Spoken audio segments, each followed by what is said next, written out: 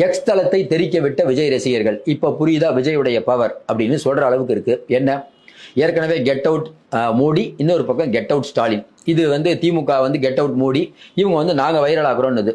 காலையில இருந்து பாத்தீங்கன்னா கெட் அவுட் ஸ்டாலின் அப்படிங்கிறது உலக அளவில் ட்ரெண்ட் ஆயிடுச்சு.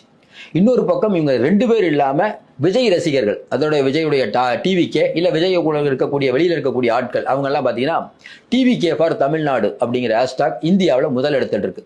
அதாவது இவங்க திமுக யூபிக்கள் 200 ரூபா கொடுத்து கமெண்ட் போட்டு இந்த ஹேஷ்டாக் பிரபலப்படுத்துறாங்க. இன்னொரு பக்கம் பிஜேபி அவங்களும் பணம் கொடுத்து 300 ரூபா கொடுத்து அவங்களும் பிரபலமாக்குறாங்க.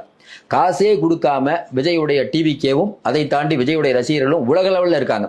அவங்க எல்லாம் பாத்தீங்கன்னா சத்தமே இல்லாமல் இன்னைக்கு விஜயுடைய புகழை பரப்பும் விதமாக ஹேஷ்டாக் ட்ரெண்ட் ஆயிடுச்சு. இதை பார்த்த உடனே இதாங்க விஜயுடைய பவர். அதாவது நீங்க எல்லாம் காசு கொடுத்து போடணும், இங்க அப்படி இல்லை, எல்லாம் ஸ்மார்ட் போனோடய பிறந்தவங்க.